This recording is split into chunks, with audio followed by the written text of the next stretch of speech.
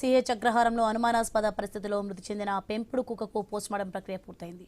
Veterinary అధికారుల పర్యవేక్షణలో పరీక్షలు నిర్వహించారు. కుక్క మృతికి గల కారణాలపై దర్యాప్తు చేస్తున్నారు. పోస్టుమార్టం అనంతరం నమూనాలు సేకరించి విశాఖలోని వరుణ్ ఫోరెన్సిక్ ల్యాబ్ కు పంపించారు. ల్యాబ్ నివేదికపై ఉత్కంఠ నెలకొంది. సహజ మరణమా, విష ప్రయోగమా అనే విషయాలు తేలనుంది.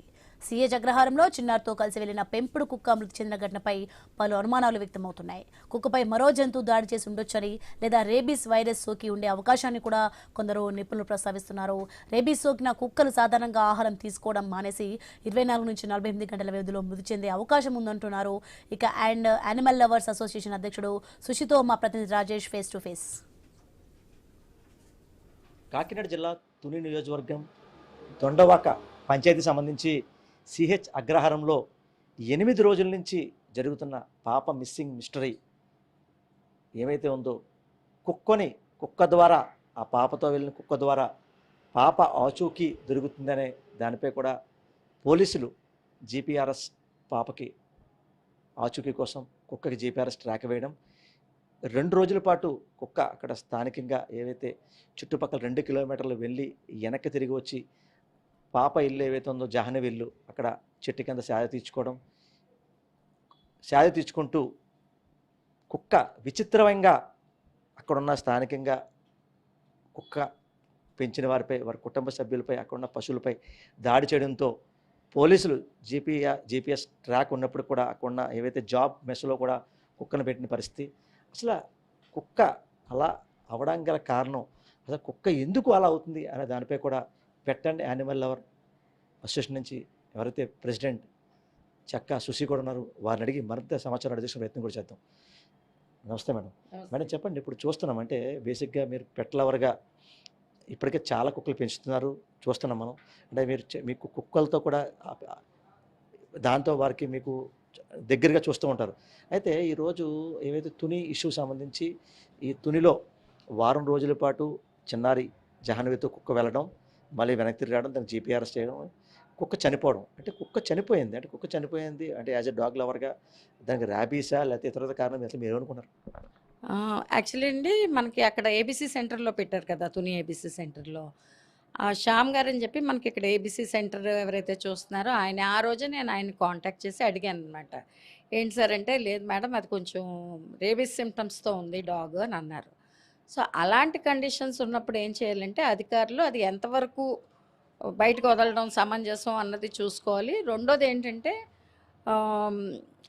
దాన్ని అంటే యానిమల్ వెల్ఫేర్ ఆఫీసర్స్ లేకపోతే వెటనరీ డాక్టర్స్ తోటి దాన్ని ఒకసారి ఎగ్జామిన్ చేయించి ఎలా ఉంది దాని పరిస్థితి అన్నది కనుక్కుని ఉండాల్సింది. కనుక్కున్నారో లేదో మరి మనకు తెలీదు. కనుక్కుని దానికి తగ్గట్టుగా చేస్తే బాగుంటుండేది. మీరు చెప్తున్న దాన్ని బట్టి ఏంటంటే వాళ్ళ ఇంట్లో వాళ్ళ మీద, పశువుల మీద కూడా దాడి చేసిందని అన్నారు. కాబట్టి కొంచెం జాగ్రత్తగా దాన్ని అలాగే లోపల పెట్టుంచితే సరిపోయి ఉండేది. ఆ రోజే ఏంటంటే రేబీస్ ఉండుంటే కనుక అది ఒక 24 గంటల నుంచి 48 గంటల దాకా ఆహారం నీరు తీసుకోకుండా చచ్చిపోతుంది అని మేము అనుకున్నాము, ఊహించాము. పాప ఆచూకీ అనేసరికి ఏంటంటే అది ట్రైన్డ్ డాగ్ కాదు ఫస్ట్ ఆఫ్ ఆల్. రెండోది ఏంటంటే ఈ కండిషన్లో అది ఎంతవరకు ఆ బాధ్యత నిర్వహించగలదు అన్నది మనం ఆలోచించాలి. రెండోది ఏంటంటే ఈ జీపీఎస్ ట్రాకర్ పెట్టేటప్పుడు దాని మెడకి బెల్ట్ వేస్తారు. దానికి బెల్ట్ వేసుకునే అలవాటు ఉందో లేదో తెలీదు. రెండోది ఏంటంటే అది ఎంతవరకు దానికి అడ్జస్ట్ అయ్యింది అన్నది కూడా మనకు తెలీదు. యూజువల్గా ఏంటంటే ఒక్కొక్కసారి కొంత టైం పడుతుంది ఆ జీపీఎస్ ట్రాకర్ అలవాటు దీనికి అలవాటు అయిన కొద్ది నిమిషాల్లోనే చనిపోయి ఉంటుందని చూస్తున్నాం మేడం. అంటే ప్రధానంగా చూసుకుంటే 2 రోజుల నుంచి కూడా టీవీల్లో, సోషల్ మీడియాలో మీరు చూశారు. అయితే ఆ కుక్కకి ఆ జీపీఎస్ ట్రాక్ వేసినప్పుడు మెడ గట్టిగా పట్టుకున్నారు. దాన్ని అంటే ఆ ట్రాక్ వేసే క్రమంలో కూడా వాళ్ళ జీపీఎస్ ట్రాక్ వేయడం చూశారు తప్ప దానికి ఎగ్జిస్టింగ్ ఎలా ఉంది, ఎంతవరకు రిసీవ్ చేసుకుంటుంది దానిపై కూడా కొంత చూడవలసి ఉంది అధికారులు. అది దాంతోపాటు అక్కడ స్థానికంగా కూడా ఒక పెట్ అధికారులు అంటే ఎవరైతే ఉన్నారో వెటర్నరీ డాక్టర్స్ సమక్షంలో కూడా ఇదంతా చెయ్యాలి.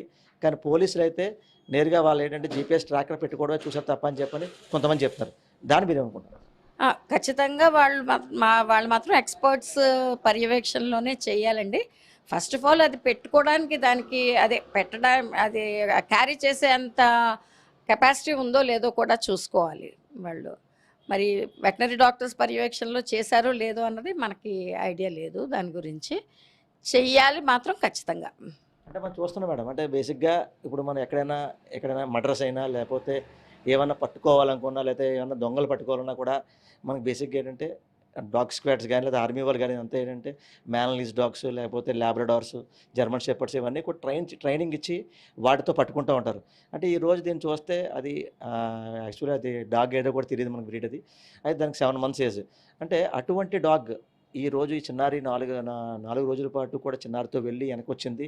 అయితే చిన్నారిని పట్టుకునే క్రమంలో పోలీసులు ఇది ఒక క్లూ అవుద్ది, దీని ద్వారా పట్టుకోవచ్చని చెప్పారు. అంటే నిజంగా ఈ డాగ్స్‌ని పట్టుకునే అవకాశం ఉందంటారా? అంటే ఈ ట్రైన్డ్ డాగ్ కాదు. యూజువల్‌గా ఏంటంటే స్నిఫర్ డాగ్స్ ఉంటాయి. వాటికేమో వాసన చూపించి పంపిస్తారు. దీనికి అలా కాదు. వాళ్ళ ఉద్దేశ్యం ఏమై ఉంటుందంటే, ఆ పాప ఎక్కడ తిరిగిందో అక్కడ తిరుగుతదేమో అన్న ఆలోచన అంతే వాళ్ళకి.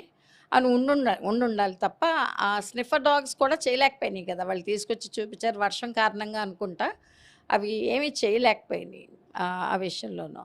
సో, ఇది దో అంత ట్రైన్డ్ కాకపోయినా సరే వెళ్ళే అవకాశం ఉంది పాప వెళ్ళిన రూట్‌లో. కానీ దాని హెల్త్ కండిషన్స్‌లో అయితే నా ఉద్దేశం ప్రకారంగా అయితే ఏమాత్రం అవకాశం లేదు. ఇట్స్ ఎ వేస్ట్ ఎక్సర్‌సైజ్ దానికి ఆ జీపీఎస్ ట్రాకర్ అమర్చడం, దాన్ని వదలడము అన్నది. అంటే చివరగా అంటే ఈరోజు చూస్తున్నాము. అంటే పాపకి ఈ 8 రోజుల నుంచి కూడా ఇప్పటికే పాపను పట్టుకునే క్రమంలో కూడా జీపీఎస్ ట్రాక్ పెట్టి దాన్ని వినియోగించారు.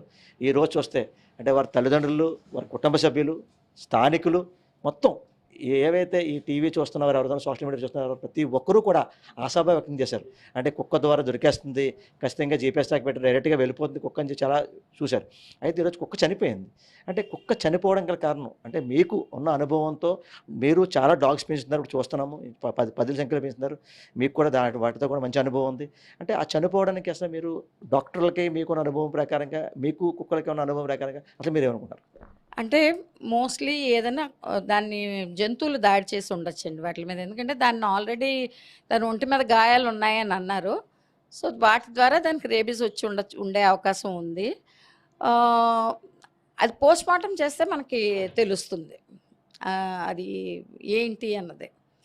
అది జంతువు ఏమన్నా కరిచిందా? లేకపోతే ఏంటి దాని ఒంటి మీద ఉన్న గాయాలు ఏంటి అన్నది తెలియడం బట్టి. కానీ మీరందరూ చెప్పిన దాన్ని బట్టి, సోషల్ మీడియాలో చూపించిన దాన్ని బట్టి, మాకు ఏబీసీ సెంటర్ వాళ్ళు చెప్పిన దాన్ని బట్టి కూడా ఏంటంటే అది రేబీడ్ డాగ్. రేబీస్ వచ్చింది, సోకింది అన్నది అర్థమవుతుంది. అంటే వాళ్ళు చెప్పినట్టే 24 గంటల నుంచి 48 గంటల్లో చచ్చిపోతుంది అని చెప్పారు వాళ్ళు. దాని ప్రకారంగానే అది చచ్చిపోవడం జరిగింది కాబట్టి ఖచ్చితంగా రేబీస్ సోకే ఉండాలి. పోస్ట్‌మార్టంలో మనకి తేటతెల్లం అవుతుంది ఏంటి అన్నది. చూసాం కదా!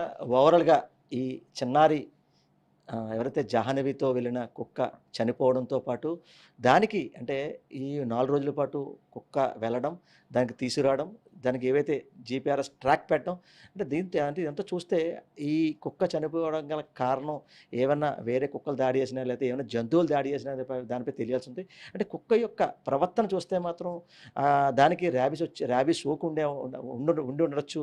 అంటే నేను అక్కడున్న డాక్టర్‌ని అడిగితే 24-48 గంటల్లో కూడా చనిపోయే అవకాశం ఉంది. ర్యాబీస్ లక్షణాలే దానికి కనబడతాయని చెప్పి డాక్టర్లు చెప్పారని చెప్పి ఎవరైతే చెక్కా సుసి అంటే దీనికి ఎవరికి పెట్ అండ్ లవర్స్ యానిమల్స్ అసోసియేషన్‌కి సంబంధించి నాకున్న అనుభవంతో ఇదంతా చూసామని చెప్పి వారు చెప్పే పరిస్థితి కనబడుతుంది. ఇది కొంత తాజా పరిస్థితి. కెమెరామెన్ సతీష్‌తో రాజేష్, ఐ న్యూస్, కాకినాడ జిల్లా, కాకినాడ.